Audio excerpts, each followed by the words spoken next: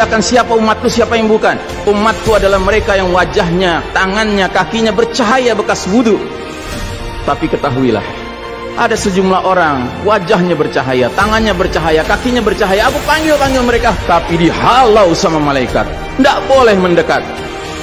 Aku panggil lagi, tapi dihalau sama malaikat. Akhirnya malaikat menjelaskan, ya Muhammad, mereka telah merubah ajaranmu setelah engkau wafat. Kata Nabi selanjutnya, menjauhlah, menjauhlah. Nabi nggak mau dekat dengan orang yang berani-beraninya merubah tata cara ajarannya. Dan ajarannya yang paling pokok apa? Tauhid. Setelah tauhid apa? Salat.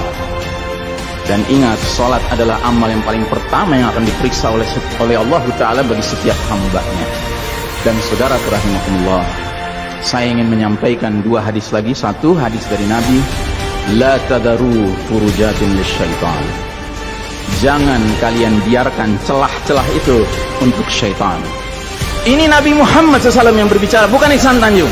Kalau Ihsan Tanjung yang berbicara, Anda boleh tolak, Pak. Ini Nabi Muhammad SAW yang berbicara, yang kita baca salawatnya dengan harapan mendapatkan syafaatnya, dengan harapan boleh meminum air dari telaganya. Jadi kata Nabi apa? Jangan biarkan celah-celah itu menjadi tempatnya syaitan.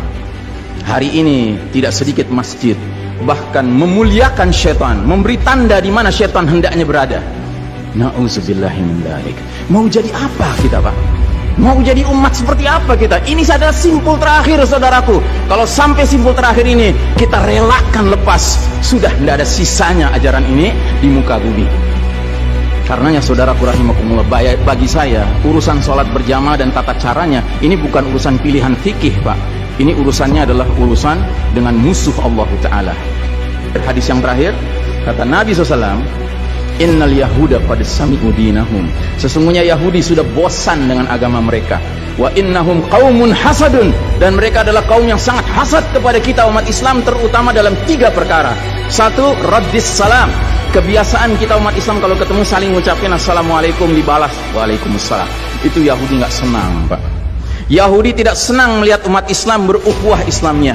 Yahudi nggak senang umat Islam kalau ketemu saling bersedekah dengan senyum. Makanya dibikin aturan begini, nggak kelihatan senyum kita. Yahudi nggak senang kita ketemu jabat tangan, rontok dosa-dosa. Maunya mereka begini saja jabatan tangannya. Dari mana ini semua? Yang kedua, mereka hasad sama kita dalam urusan apa? Iqamatis sufuf.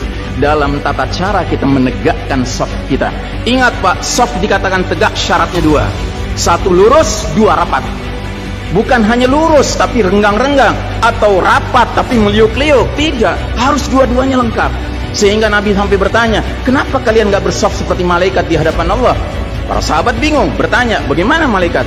Kata Nabi, mereka mendahulukan saf awal dan mereka saling rapat satu sama lainnya. Jadi Nabi itu bangga kalau umat Islam sholatnya seperti para malaikat di hadapan Allah Ta'ala. Harusnya itu menjadi kebanggaan kita juga. Dan harusnya kita tersinggung kalau ada pihak yang berusaha untuk mengacak-acaknya. Dan yang terakhir, yang ketiga, Yahudi itu hasad sama kita dalam urusan apa? Dalam urusan umat Islam di belakang imam sholat wajibnya mengucapkan amin.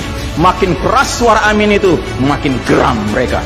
Karenanya mereka bikin aturan, sempat 2 bulan masjid ditutup-tutup sama sekali. Nggak terdengar suara amin dari jamaah karena nggak ada yang boleh ke masjid. Tapi sekarang setelah dibolehkan, masjid yang bisa muat 2000 orang, cukup 500 orang, cukup 700 orang. Supaya apa? Sekurang-kurangnya aminnya bisa berkurang. Maka sekarang pertanyaan besarnya adalah, untuk siapa kita sholat? Atau untuk mereka? Inna sholati wa nusuki wa mahyaya wa mamati lillahi rabbil alamin.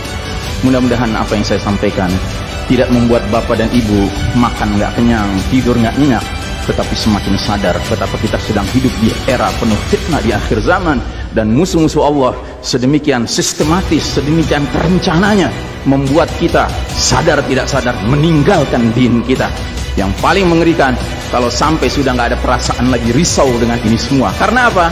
Nabi bersabda, siapa lihat kemungkaran ubah dengan tangan, nggak bisa dengan lisan, nggak bisa dalam hati. Dalam hati itu maknanya apa? Ingkari itu sebagai kebenaran, itu mungkar. Dan itu kata Nabi selemah-lemahnya iman. Sehingga di hadis yang lain kata Nabi, kalau mengingkari saja sudah nggak ada, udah nggak ada iman sama sekali. Nah, yang kita khawatir kalau kita ternyata ridho saja dengan aturan sholat WHO ini, Pak. Padahal harusnya kita sholat dengan cara Nabi Muhammad SAW, bukan caranya Tedros atau Bill Gates. Kepada jamaah, inilah nasihat dari hati yang paling dalam kepada saudara-saudara yang saya cintai karena Allah, yang kita sama-sama bersalawat, kita sama-sama mengharapkan air dari telaga Nabi, tapi boleh jadi nggak semua kita ngerti apa yang harus kita lakukan agar air telaga itu dapat jaminan kita boleh meminumnya.